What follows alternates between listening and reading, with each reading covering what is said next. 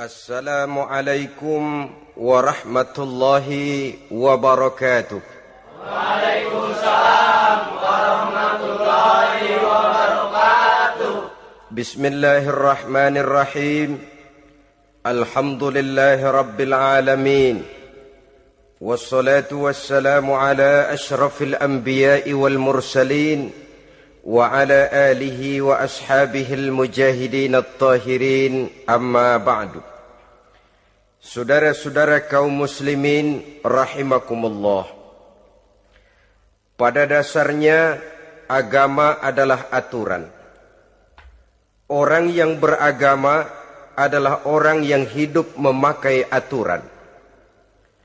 Berbeda dengan undang-undang hukum pada umumnya, maka aturan agama ini tidak hanya berisi perintah dan larangan. Ia di samping berisi perintah juga berisi anjuran, pembolehan, pencelaan, dan larangan.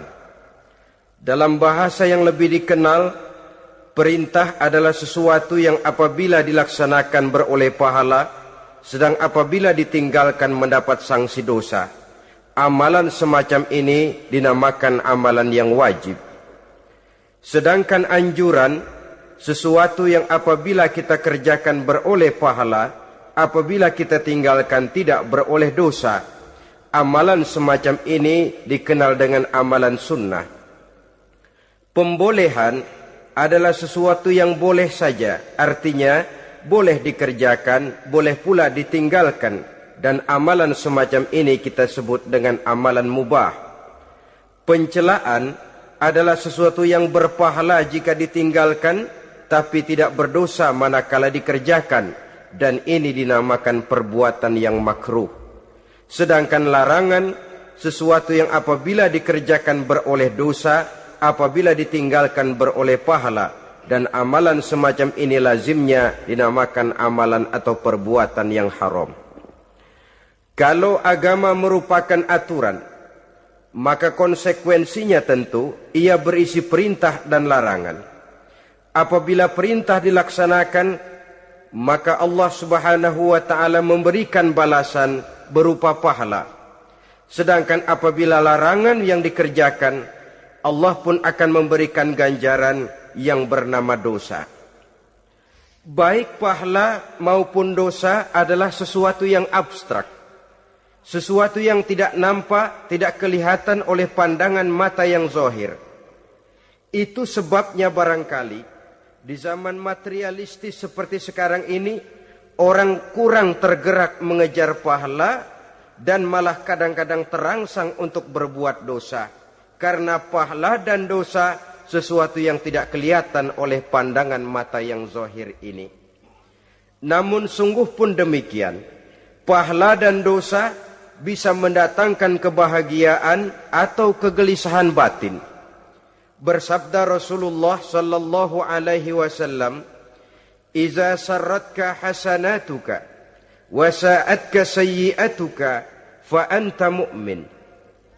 Apabila perbuatanmu yang baik menyebabkan engkau bahagia, apabila perbuatanmu yang baik menyebabkan engkau gembira, dan perbuatanmu yang jahat menyebabkan engkau jadi susah, itulah tanda bahwa di hatimu masih ada iman. Artinya, belum tentu orang yang berbuat baik merasa bahagia dengan kebaikan yang dikerjakannya. Dan tidak selamanya orang yang berbuat jahat sanggup menyesali perbuatan jahatnya. Oleh karenanya, apabila iman masih ada, apabila hati masih hidup, perbuatan yang baik menyebabkan orang gembira, perbuatan yang jahat menyebabkan orang susah dan gelisah hatinya. Ini mengandung pelajaran. Sekali kita berbuat baik, jangan sekali-kali menyesali kebaikan itu. Sebaliknya, satu kali kita melakukan kesalahan, hendaknya selalu menyesalinya. Kadang-kadang dalam kehidupan, karena orang tempat kita berbuat baik itu rupanya membalas air susu dengan air tuba, kita lalu menyesali kebaikan. Lahirlah kata-kata, nyesal saya nolong dia. Ibarat pepatah katanya, nolong anjing kejepit. Waktu kejepit setengah mati kita tolongin. Begitu selesai dia dari kejepitnya, malah kita digigitnya. Saudara hadirin yang saya muliakan, dalam kehidupan sehari-hari barangkali ini kena filsafat yang disebut dorong mobil mogok. Ketika mobil mogok setengah mati kita dorong, begitu mesin hidup ditinggalkannya kita di belakang. Sesungguhnya perbuatan kita yang baik tidak harus disesali. Karena disesali atau tidak, toh perbuatan itu sudah kita lakukan. Dan penyesalan atas segala kebaikan hanya akan mengurangi nilai pahala kebaikan itu sendiri. Berbahagialah apabila berbuat baik. Walaupun orang yang kita melakukan kebaikan membalasnya dengan kejahatan. Menyesalah apabila berbuat kesalahan, apabila melakukan dosa. Karena itu pertanda nilai iman yang masih hidup dalam jiwa kita. Saudara-saudara kaum muslimin yang berbahagia. Jadi sungguh pun pahala dan dosa sesuatu yang abstrak. Efeknya jelas dia mendatangkan kebahagiaan atau membawa kepada kegelisahan batin di dalam kehidupan manusia. Orang di zaman materialis kurang terangsang berbuat pahala dan terdorong melakukan dosa. Kenapa? Karena pahala tidak kelihatan, dosa tidak nampak. Kalau pahala kelihatan, barangkali nggak kuat kita mikul pahala. Kalau dosa benjol, umpama tiap bikin dosa palanya benjol, barangkali sudah nggak karu-karuan kepala kita.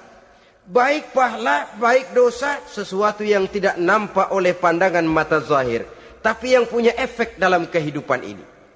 Orang yang banyak pahalanya dengan orang yang banyak dosanya, kalau dia berjalan barangkali sulit kita membedakan. Tapi efeknya dalam kehidupan ini jelas adanya. Sesuatu yang bernama pahala kita perlukan, karena hidup tidak berhenti hingga di sini. Sesuatu yang bernama dosa harus kita hindarkan. Karena ada kelanjutan sesudah hidup yang sekarang ini. Kehidupan dari satu pertanggungan jawab. Itu sebabnya Imam Ghazali dalam bahasa yang indah sekali berpesan.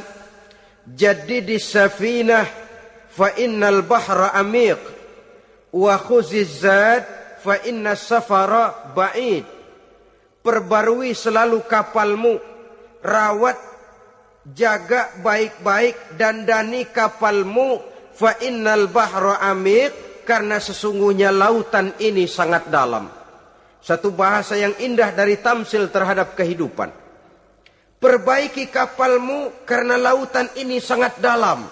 Artinya jaga baik-baik hatimu, pelihara iman dan keyakinanmu, karena hidup ini bagaikan gelombang lautan.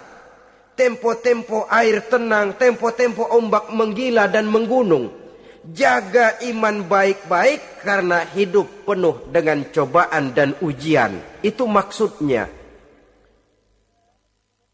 Wa khuziz zad fa inna safara ba'id. Dan bawa bekal yang banyak karena perjalanan hidup ini sangat panjang. Perjalanan ini sangat jauh. Kita kalau pergi keluar kota tentu saja membawa bekal. Makin jauh kota yang akan kita tuju, makin banyak bekal yang harus kita bawa. Alangkah sengsaranya manusia. Apabila dia akan pergi ke satu kota yang jauh, modalnya cuma nekat. Bagaimana nanti di sana sajalah. Tidak membawa bekal sebagaimana yang sewajarnya. Hal yang semacam ini senangnya sih belum tentu, keblangsak dan susahnya sudah kebayang. Itu dalam kehidupan di dunia ini.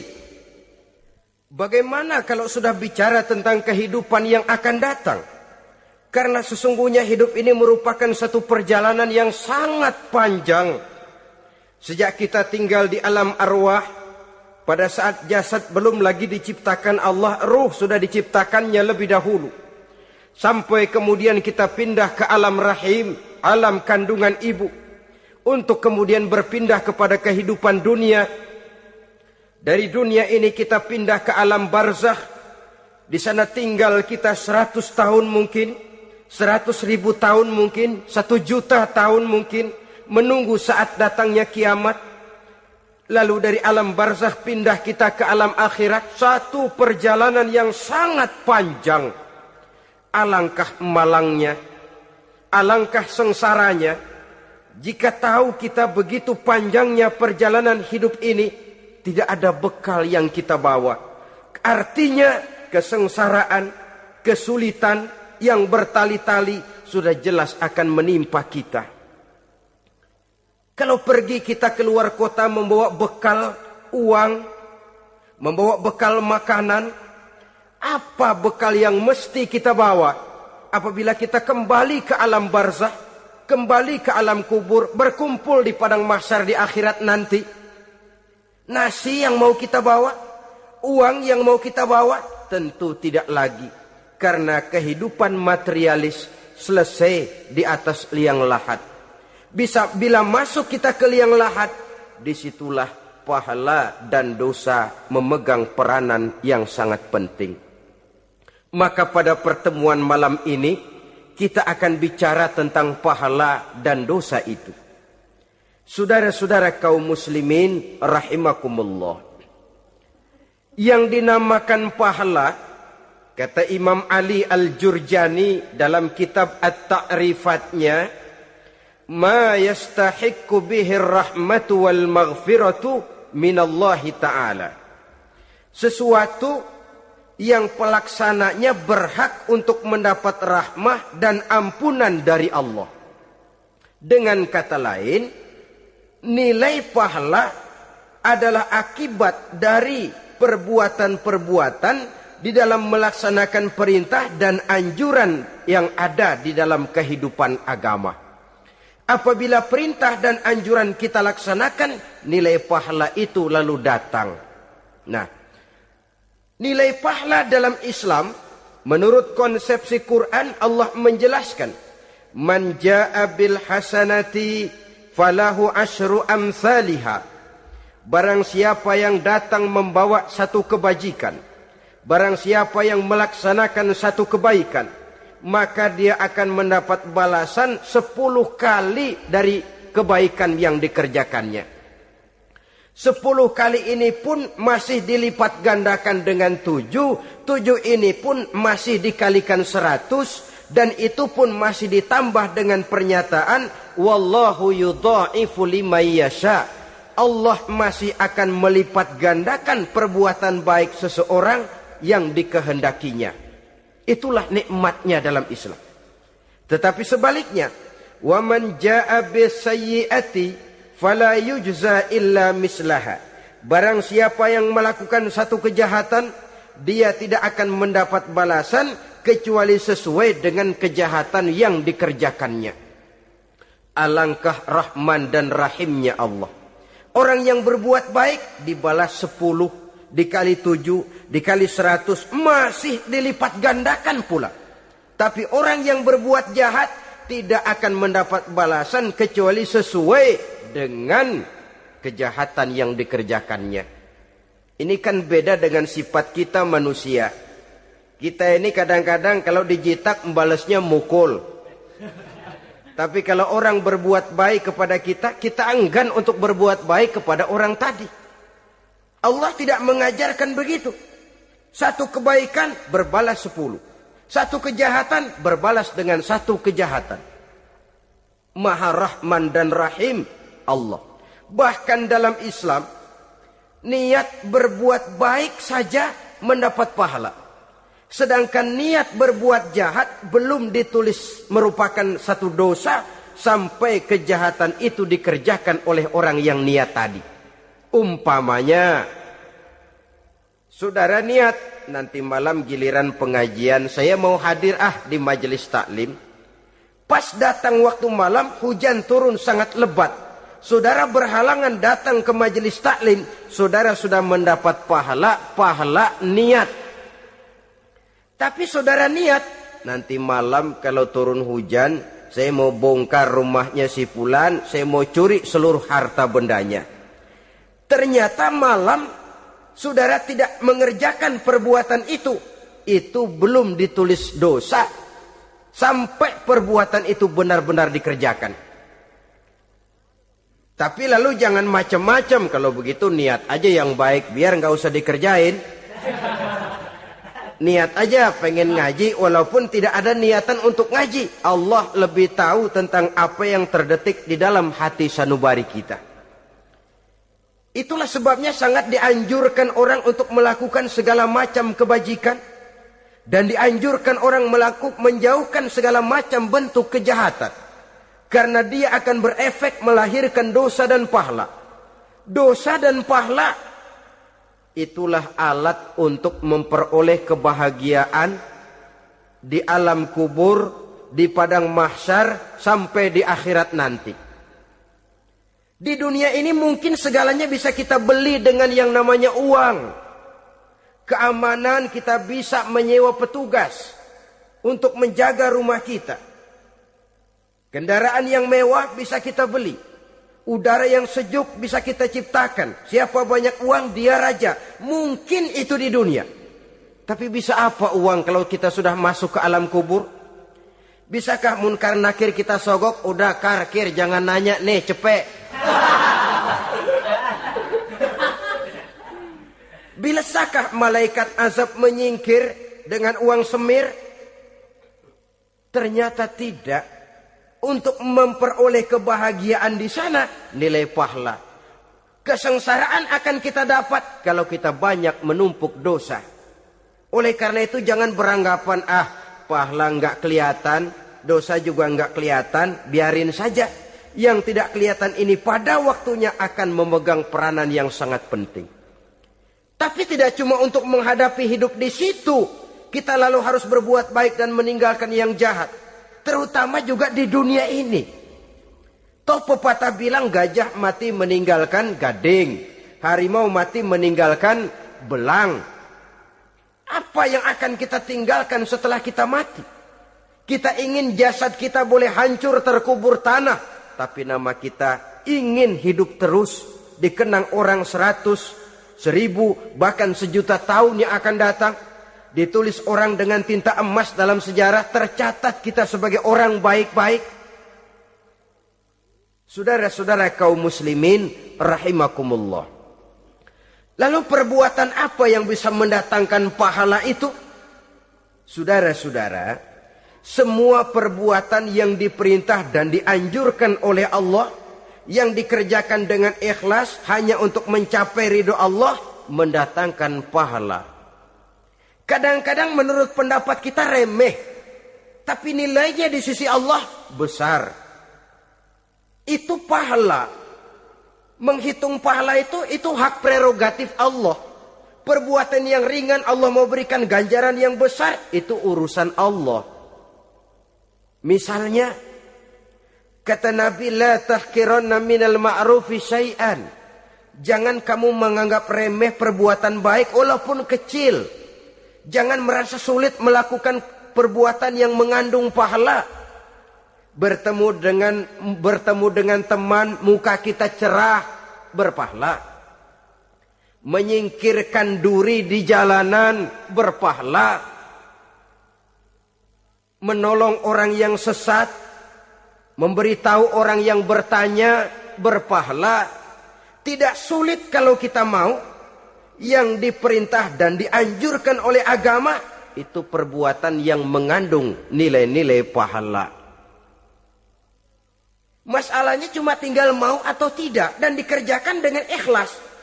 Bertemu teman, mukanya cerah, pahala. Menyingkirkan duri di jalanan, pahala. Sedekah, pahala. Tidak berupa perbuatan, bisa berupa ucapan. Misalnya bersolawat, pahala. Bertasbih dan bertahmid, pahala. Kata Nabi, kalimatani khafifatani ala lisan, saqilatani fil mizan. Ada 2 kalimat yang enteng di lidah, tapi berat di timbangan akhirat nanti. Apa itu? Subhanallah walhamdulillah. Itu kan amalan yang ringan, perbuatan yang mudah saja, tapi nilainya demikian besar dalam pandangan Allah. Jadi pendeknya, perbuatan yang bernilai pahala adalah perintah dan anjuran agama yang dilaksanakan dengan ikhlas semata-mata untuk mencapai ridho Allah, itu mengandung pahala. Niat dasarnya itu harus karena Allah. Landasannya harus karena ikhlas.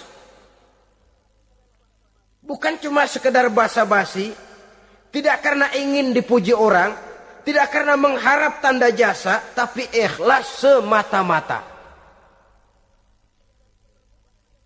Dari perbuatan yang paling kecil dan mudah sekali sampai kepada amalan-amalan yang besar dan memerlukan biaya yang besar. Seperti melaksanakan ibadah haji, seperti jihad fi sabilillah, membangun masjid, membangun pondok-pondok pesantren, membangun pusat-pusat kesehatan, membangun jalan-jalan umum, termasuk menjaga keamanan. Jangan dikira loh, siskamling umpamanya, menjaga keamanan kampung tidak berpahala. Kalau diniatkan ibadah, menjaga ketenangan warga supaya mereka tekun ibadah, ikhlas karena Allah, itu juga bernilai ibadah. Keluar kita dari rumah, pergi pagi, pulang sore, peras keringat, banting tulang cari nafkah buat menghidupi anak istri kita. Kalau diniatkan ibadah, melaksanakan kewajiban sebagai kepala rumah tangga, membantu orang tua sebagai anak, itu juga perbuatan-perbuatan yang mengandung pahala. Yang terbaik sesuai dengan bidang kehidupan kita. Ada orang yang dinamakan abid, ahli ibadah, pahala yang paling baik bagi dia banyak-banyak tahajud, sembahyang malam, wirid, zikir, tasbih. Ada yang dinamakan orang alim, pahala yang paling baik buat orang macam ini mengajar, menyebarkan ilmu, mendakwahkan Islam. Ada yang disebut wali, pejabat pemerintah, petugas. Amalan pahala yang paling baik buat orang semacam ini melayani masyarakat, bekerja di bidangnya sesuai dengan profesinya. Saudara hadirin yang saya hormati, jadi dengan demikian perbuatan-perbuatan yang mengandung nilai-nilai pahala ini bisa perbuatan yang menurut kita kecil namun punya nilai besar. Apalagi perbuatan besar dengan biaya yang besar, tentu makin besar juga pahala yang disediakan oleh Allah Subhanahu wa ta'ala. Oleh karenanya, kalau kita bercermin dari ayat Quran, hidup ini kesempatan untuk berbuat baik. Huwallazi khalaqal mauta wal hayata liyabluwakum ayyukum ahsanu amala. Dialah Allah, Tuhan yang telah memberikan hidup dan mati kepadamu untuk menguji kamu, siapa di antara kamu yang paling baik amal perbuatannya. Jadi tidak saya rinci, tapi cukuplah satu penjelasan global. Perbuatan yang berpahala adalah perbuatan melaksanakan perintah Allah atau anjuran Allah dengan dasar ikhlas, dengan tujuan untuk mencapai ridho Allah semata-mata. Lalu apa perbuatan yang mengakibatkan dosa itu? Saudara-saudara, dosa lahir akibat melakukan larangan Allah atau mengerjakan yang dicelaknya. Nah, para ulama ada yang membagi dosa itu menjadi dua bagian. Ada dosa-dosa kecil, ada dosa-dosa besar.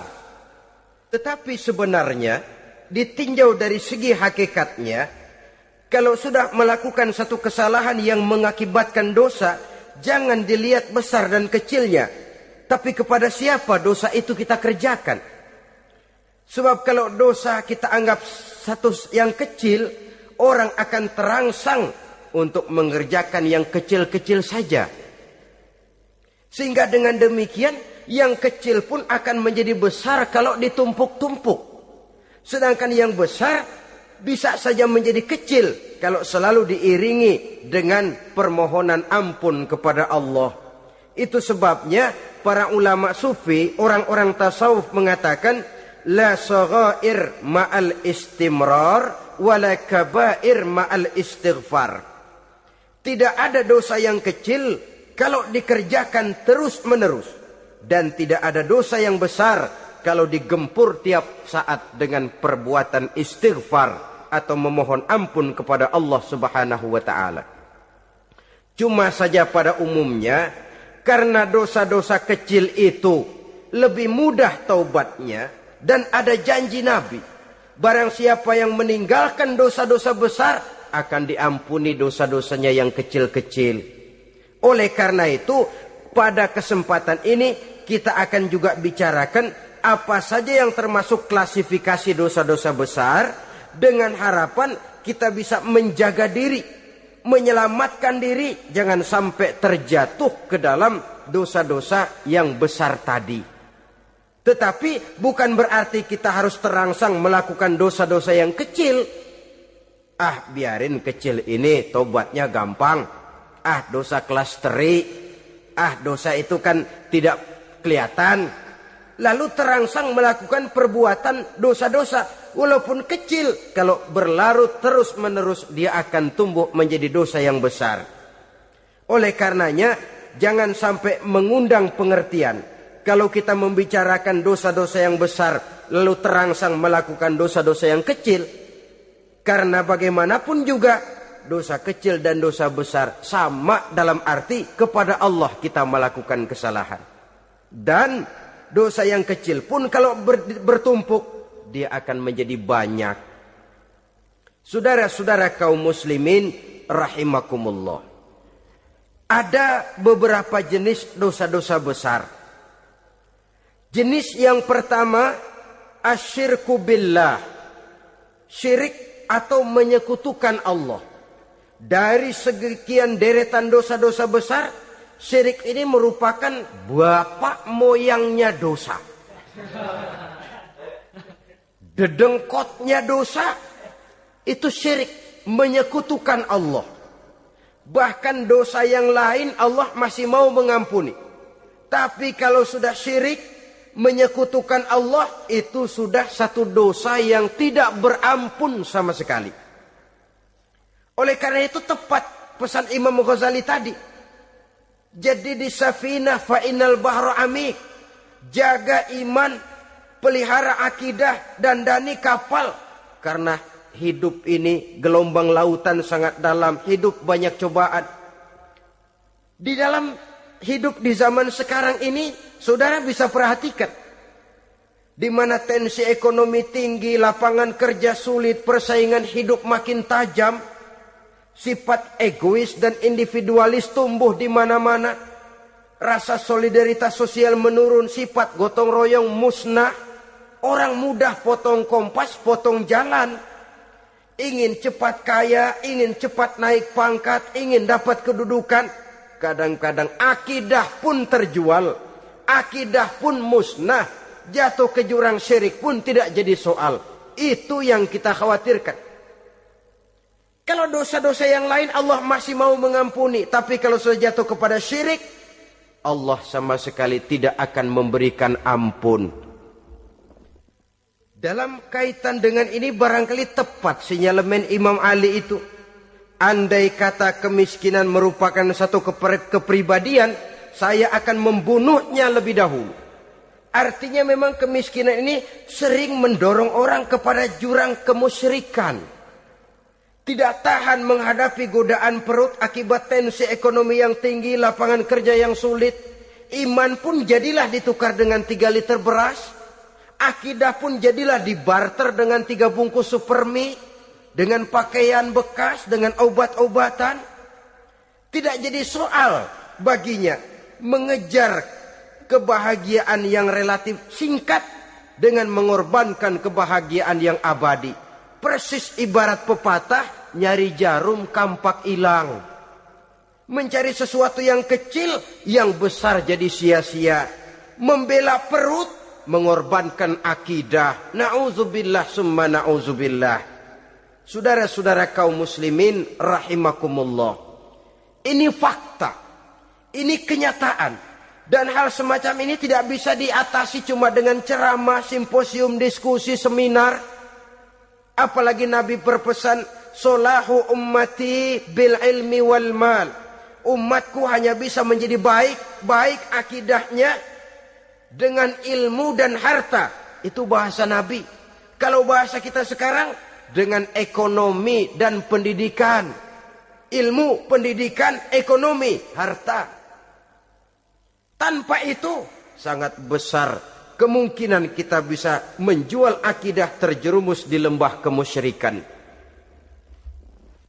Maka terutama kepada saudara-saudara saya, muslimin yang terpencil jauh dari kota-kota besar, yang kadang dalam kehidupan seharinya imannya sering digoda oleh supermi, akidahnya sering ditantang oleh pembagian beras, pakaian-pakaian bekas, obat-obatan dan sebagainya.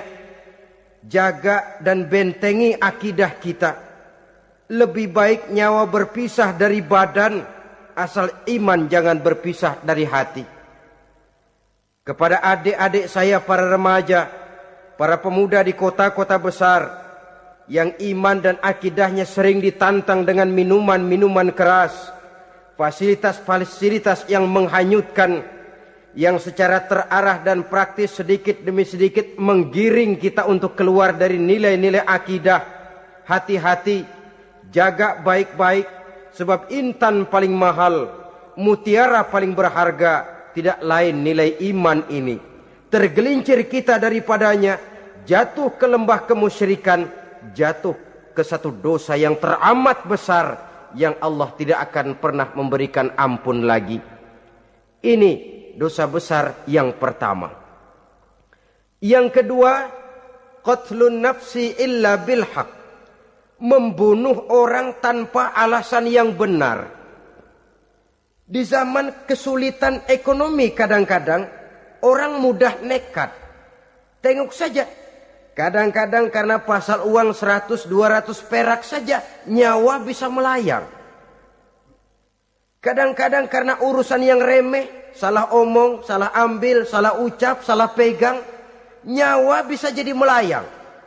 Alangkah murahnya nyawa, seakan-akan kita yang punya. Padahal nyawa itu hak milik Allah. Tidak pantas kita merampasnya, tidak pantas kita menghilangkannya dari jasad seseorang.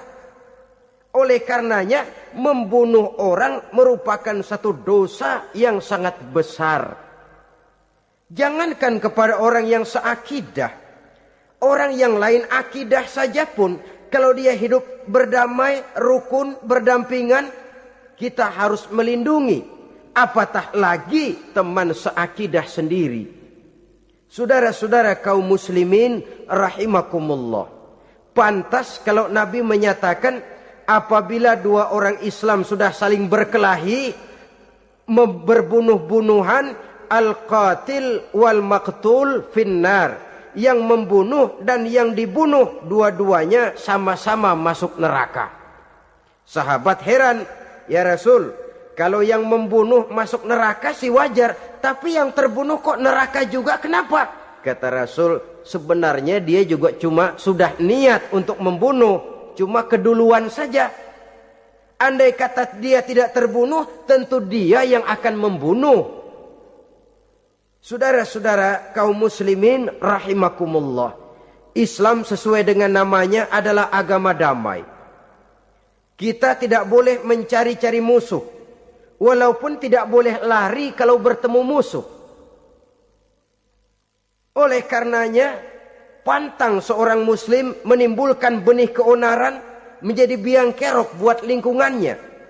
Sesuai dengan namanya, seorang muslim adalah seorang yang dalam hidup senantiasa berusaha menebarkan salam, menebarkan kedamaian, ketenangan dan ketentraman. Dengan prinsip musuh jangan dicari, bertemu pun jangan lari. Yang ketiga, termasuk dalam kelompok dosa besar ini, syurbul khamr, meminum minuman keras. Termasuk di dalam kata khamr ini ganja, morfin, narkotik. Sebab apa? Jenis minuman semacam itu tidak hanya merusak keadaan sekarang, tapi sekaligus merusak kehidupan yang akan datang.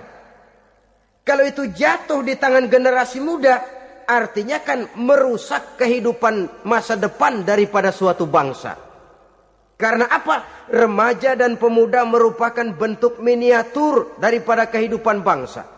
Akan bagaimana warna umat Islam di Indonesia, bahkan akan bagaimana warna Indonesia 30, 40, 50 tahun yang akan datang, remaja sekarang jawabannya.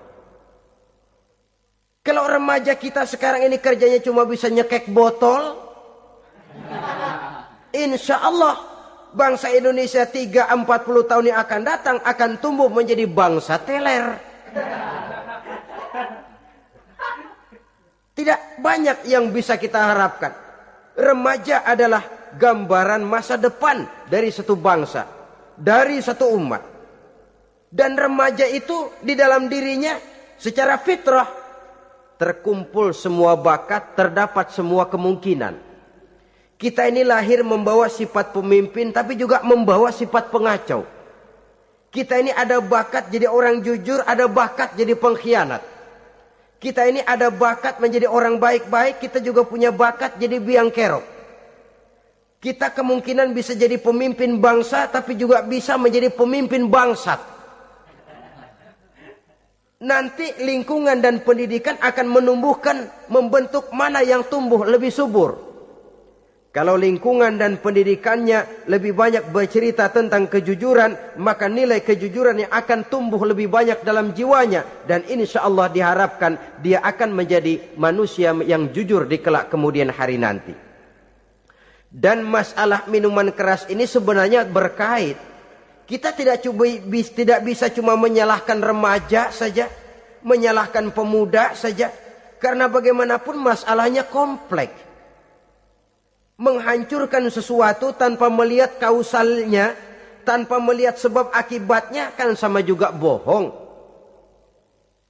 Kemungkinan karena broken home, kemungkinan karena pergaulan, kemungkinan karena kurang perhatian orang tua, kemungkinan karena akibat bacaan, tontonan, atau fasilitas berupa dibukanya pabrik-pabrik minuman keras, dijualnya minuman-minuman keras, di warung-warung yang remang-remang, yang memberikan kenikmatan, kebahagiaan, dan kebanggaan tersendiri, sehingga akhirnya orang terangsang untuk datang dan minum di sana. Pada dasarnya memang sepele. Cuman minum, nggak ngerugiin orang lain kan? Iya, pada waktu minum. Tapi dikala sudah mabuk, out of control, apapun bisa kita lakukan. Yang kita ucapkan kita tidak sadari lagi, yang kita kerjakan tidak kita sadari lagi. Dikala itu segala macam kejahatan bukan sesuatu yang tidak mungkin untuk kita laksanakan. Nggak ngerugiin orang lain, memang pada saat mau minum. Tapi begitu minum, mabuk, kita bisa merugikan orang lain. Setidaknya merugikan diri sendiri. Pertumbuhan IQ menjadi lemah. Semangat kehidupan hilang. Gairah kerja menurun kalau tidak ada sama sekali. Lalu apa? Apa yang bisa kita lakukan di dalam kehidupan? Dan akan lebih celaka kalau ini menimpa kehidupan generasi muda kita. Kadang-kadang yang ironi ya, kalau yang orang tuanya mampu barangkali masih tertolong. Tapi yang orang tuanya kondisi ekonomi lemah masih kepengen teler juga. Orang tuanya nggak mampu masih pengen mabuk. Dari ganja, morfin nggak dapet, akhirnya kaleng cet diisepin. Yang penting kan bisa teler. Mendatangkan satu kebahagiaan tersendiri. Itu sebabnya memang satu kejahatan menurut teori polisi ya hanya bisa terjadi karena faktor N dan K. Niat dan kesempatan. Niat ada, kesempatan ada, jadi orang jahat. Kurang salah satunya, biasanya kejahatan terbendung. Niat ada, kesempatan tidak ada, sulit berbuat jahat. Kesempatan ada, niat tidak ada, tidak mungkin orang jahat. Tapi yang paling dominan sebenarnya niat. Kalau niat sudah kuat, kesempatan bisa dicari. Kesempatan bisa diciptakan. Biar Hansip nongkrong, ditungguin lengahnya. Iya biarin. Jam 11 sampai jam 2. Matanya melotot. Jam 3 dia mulai ngulet, ngempet. Nah, di saat itu saya masuk ke rumahnya. Kalau niat kuat, kesempatan bisa diciptakan. Dan kalau sudah niat, ini masalah hati. Kalau sudah masalah hati, menyangkut soal moral. Moral artinya sudah masuk kepada kehidupan agama. Saudara-saudara kaum muslimin rahimakumullah. Yang keempat yang termasuk jenis dosa besar, az-zina, perbuatan zina. Di zaman pergaulan bebas dengan prinsip free love, free sex ini, tengok sudah berapa banyak gadis-gadis bergelimpangan jadi korban. Berapa banyak bayi-bayi yang lahir ke dunia tanpa tahu kemana dia mesti memanggil bapak. Apakah deretan jumlah korban ini masih harus bertambah lagi? Paling tidak, biarlah yang sudah jadi korban, tapi jangan bertambah lagi hendaknya. Masing-masing kita berupaya menahan diri. Termasuk dalam kategori zina ini, yang merupakan cabang-cabangnya, liwat, homoseks, lesbian, masturbasi. Bahkan masturbasi itu termasuk jenis zina tangan. Dan itu juga merupakan satu dosa. Di samping dosa juga merusak diri. Karena bagaimanapun juga dia akan mengurangi kemampuan daya pikir seseorang. Maka agama memberikan jalan keluar. Pesan Nabi, ya ma'syara syabab, man istata'a minkumul ba'at falyatazawwaj. Hai para pemuda, kata Nabi, barang siapa di antara kamu yang sudah bisa ba'at, yang sudah mampu ba'at. Ba'at itu artinya memberikan nafkah. Baik nafkah zahir maupun nafkah batin, falyatazawwaj, maka hendaklah dia kawin. Jadi yang maksud ba'at ini ya nafkah zahir, ya nafkah batin. Kita kadang-kadang cuma bisa ngasih nafkah batin saja sudah merasa pokoknya kan saya sanggup untuk kawin, lalu kawin tanpa dengan kehilangan pertimbangan. Saudara-saudara, wa illam yastati', adapun kalau dia belum mampu, fa alaihi bisyam, hendaknya dia banyak puasa. Fa innahu lahu wija, karena puasa itu akan merupakan benteng jangan sampai orang memperturutkan hawa nafsunya. Andai kata puasa belum hobi, banyaklah olahraga para pemuda, para remaja. Karena dengan olahraga, pemikiran untuk memperturutkan hawa nafsu agak sedikit terkendali dan energi tersalurkan dalam bentuk yang positif. Pendeknya kreatif, banyak kegiatan. Ini pesan Imam Syafi'i tepat itu. Kata beliau, inni ra'aitu wuqufal ma'i yufsiduh, insala toba wa illam yajri lam yatib. Aku melihat air kalau diam rusak, tapi kalau dia mengalir jernih. Air kalau ngendap, nggak ngalir, nyamuk nyarang di situ, bisa jadi sumber penyakit. Manusia hidup begitu. Kalau nggak punya kegiatan, nggak kreatif, kerjanya cuma ndelohom, ayem-ayem, akhirnya jadi ngerusak. Ngomongin orang. Si ano, ngapa? Ano. Kebangetan nggak ngapa-ngapain, orang aja dipontenin. Orang diomongin, lahirlah namimah, lahirlah ghibah. Saudara-saudara, air itu kalau ngendap ada aja yang nyarang. Tapi kalau dia ngalir, orang ada kesibukan, insya Allah dia tidak akan jatuh kepada sesuatu yang bisa mengundang dosa. Isilah waktu dengan hal-hal yang bermanfaat. Karena hidup ini singkat dan tidak berjalan mundur ke belakang. Mundur hancur, berhenti diinjak orang. Sekali melangkah, jangan surut mundur ke belakang. Homoseks, terlepas dari penyakit kejiwaan.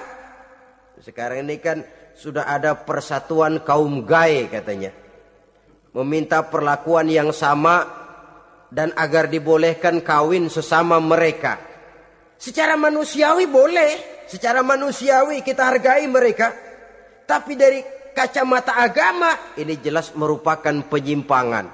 Dan penyimpangan merupakan suatu dosa. Terlepas dari pertimbangan manusiawi. Jangan karena terlalu memperturutkan suara manusiawi lalu kita mengesampingkan agama. Termasuk lesbian, wadon karo wadon. Kalau homo itu kan lanang karo lanang katanya. Saudara-saudara kaum muslimin rahimakumullah, ini bukan penyakit baru. Liwat, homoseks sudah dikenal dari zamannya Nabi Lut. Laki dengan laki. Lesbian dari zaman istrinya Nabi Lut. terlepas dari penyakit kejiwaan, dari segi agama, ini merupakan penyimpangan dan merupakan dosa yang besar. Yang kelima, yang termasuk jajaran dosa kelas kakap, qazful mu'minina wal mu'minat, menuduh orang mukmin yang baik-baik, laki atau perempuan, melakukan perbuatan zina sehingga hancur namanya di masyarakat. Ini merupakan satu perbuatan dosa yang sangat besar dan sangat dimurkai oleh Allah. Saudara-saudara kaum muslimin rahimakumullah.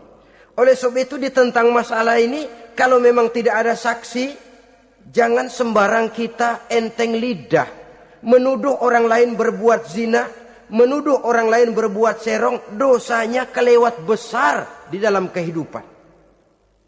Karena apa? Mencari harga diri itu berat.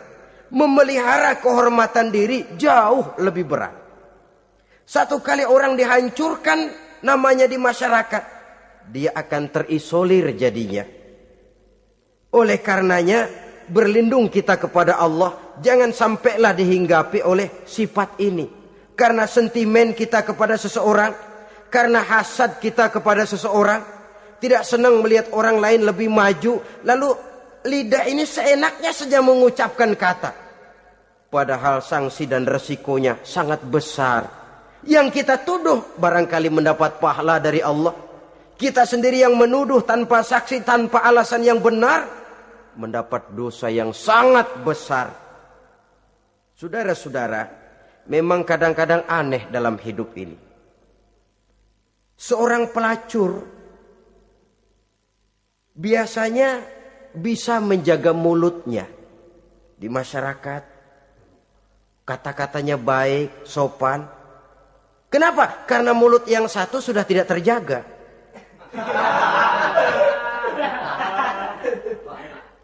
Kita kadang-kadang kehormatan bisa kita jaga, tapi mulut tidak terkontrol. Ngomong saenake dhewe, bikin orang mangkel, kesal, fitnah sana, fitnah sini. Menghancurkan nama baik orang, ngomongin yang macam-macam. Bagai-bagai macamlah caranya. Saudara-saudara kaum muslimin yang berbahagia. Jadi dengan demikian, menuduh orang lain berbuat zina, sedangkan orang itu tidak pernah melakukannya, ini termasuk satu dosa yang sangat besar di dalam kehidupan ini. Yang keenam, al-'aqu bil walidain, durhaka kepada ibu bapak.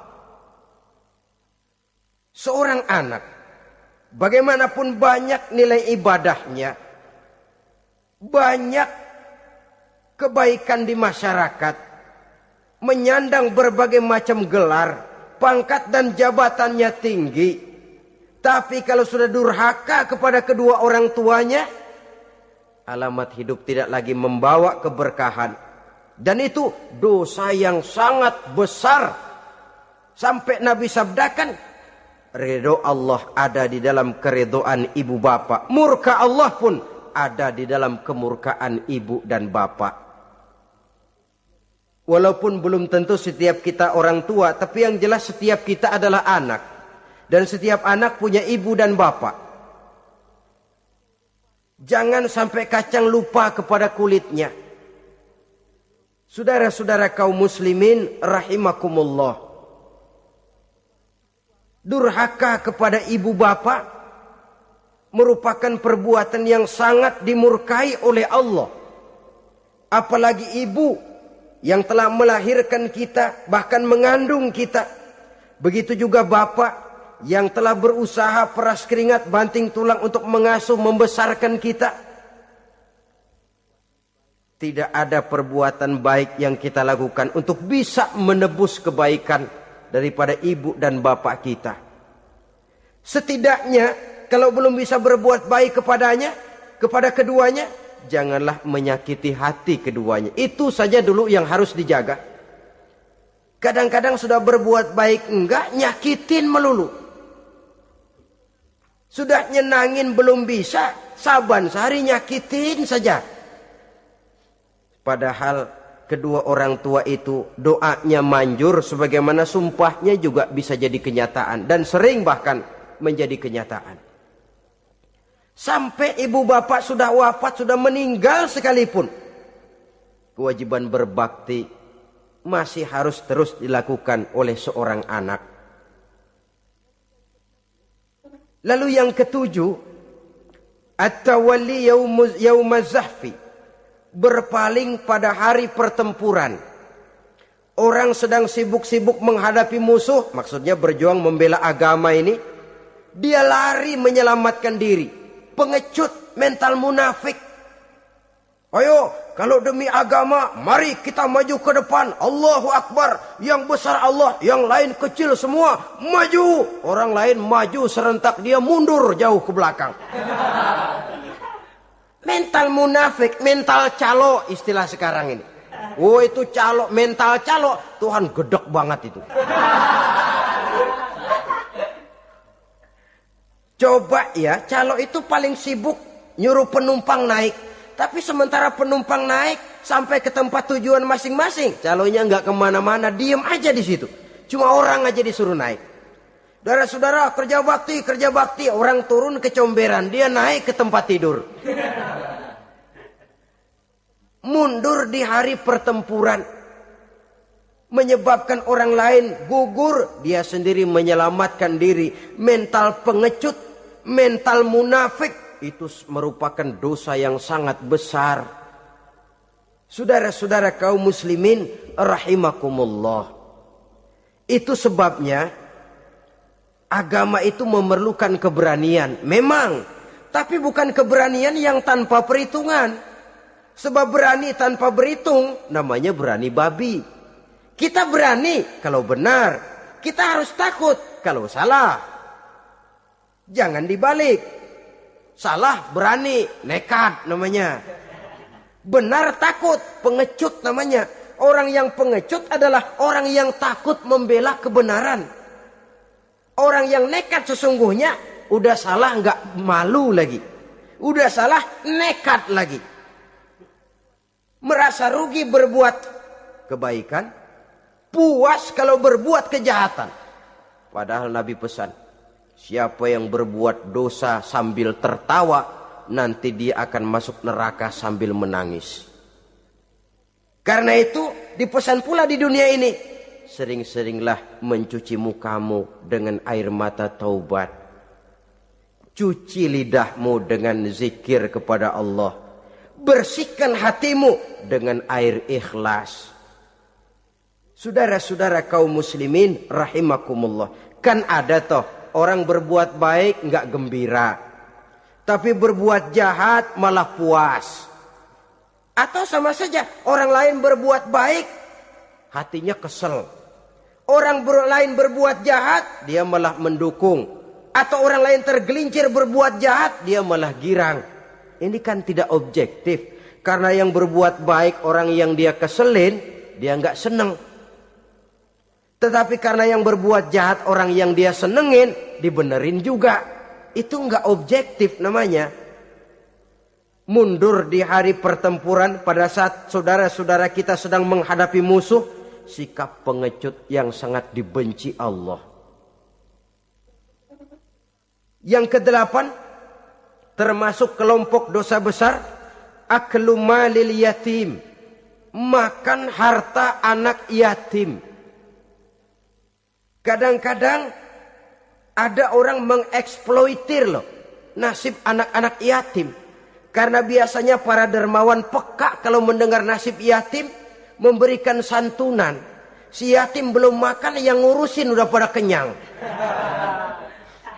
Mengeksploitir, memakan harta anak yatim termasuk dosa yang sangat besar. Sehingga Nabi pesan, ana wa kafilul yatim kahataini yaumal qiyamah. Aku dan orang yang menyantuni anak yatim seperti dua jari ini di hari kiamat.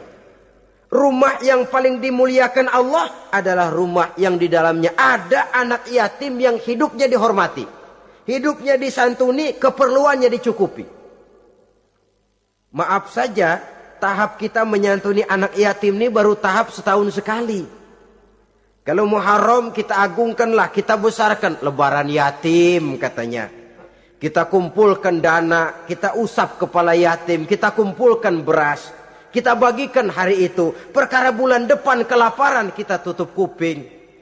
Perkara bulan berikutnya dia kelaparan, kita masa bodoh. Bahwa di bulan Muharram kita santuni yatim piatu itu sudah baik. Tapi akan lebih baik lagi kalau kita sanggup menjadi bapak asuh mereka, memikirkan sekolah mereka, ada kontinuitas. Kalau mereka diasuh oleh orang lain, lalu bertukar agamanya, berpindah akidahnya, kita ngomel habis-habisan. Tapi kita ada kemampuan, kita tidak mau berbuat semacam itu. Ya sama juga bohong namanya. Saudara-saudara kaum muslimin rahimakumullah. Orang yang menyantuni yatim mendapat pahala besar. Tapi orang yang mengkorup harta anak yatim, dosanya juga sangat besar. Berhati-hatilah kalau kita diberikan kepercayaan oleh masyarakat untuk mengurus anak-anak yatim. Karena pahalanya besar, resikonya juga besar.